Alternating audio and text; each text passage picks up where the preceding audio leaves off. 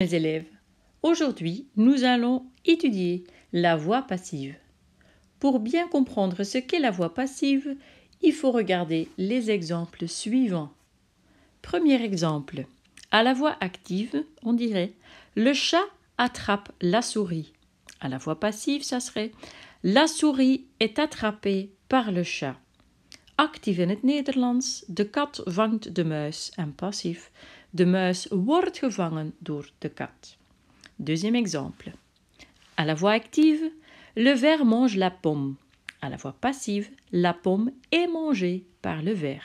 Nederlands actief, de worm eet de appel. En Nederlands passief, de appel wordt gegeten door de worm. Troisième exemple. À la voix active, le chasseur chasse le lion. À la voix passive, le lion est chassé par le chasseur. In het Nederlands actief, de jager jaagt op de leeuw. En passief, de leeuw wordt opgejaagd door de jager. Dernier exemple, à la voix active, l'esclave construit l'amphithéâtre. À la voix passive, l'amphithéâtre est construit par l'esclave.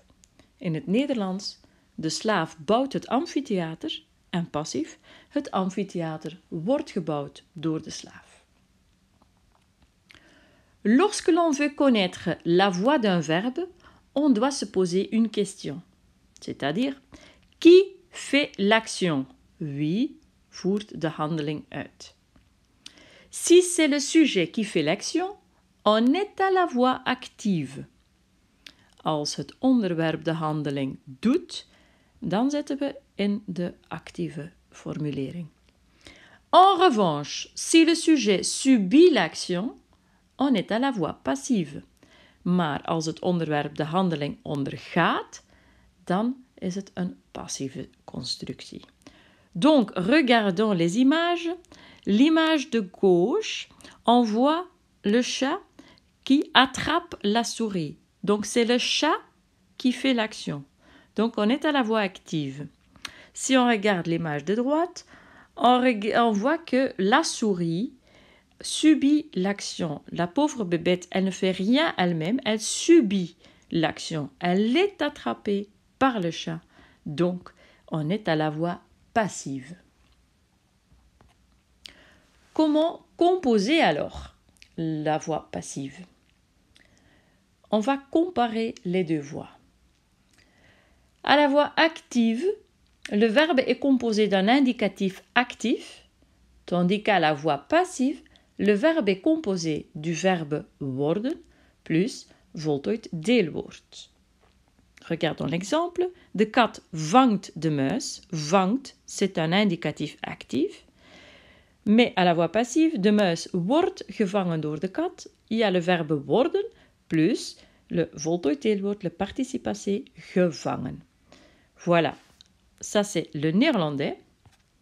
En français, la voix passive est formée de presque la même manière qu'en néerlandais. Le verbe est composé du verbe être plus un participe passé. Donc en néerlandais, on avait worden plus participe passé. En français, ça serait être plus participe passé. Regardons l'exemple. La souris est attrapée par le chat. Et vient du verbe être. Attraper est un participe passé. Dat is een voltooid deelwoord. À la voix passive, on découvre aussi une nouvelle fonction de la phrase, c'est-à-dire le complément d'agent. L'action est faite par le complément d'agent. Dans la phrase « La souris est attrapée par le chat », est le complément d'agent. En néerlandais, de muis wordt gevangen door de kat. Door de kat is complément d'agent. Donc en français, on va voir que le complément d'agent commence par la préposition par le chat. Et en néerlandais, il commence par la préposition door de kat.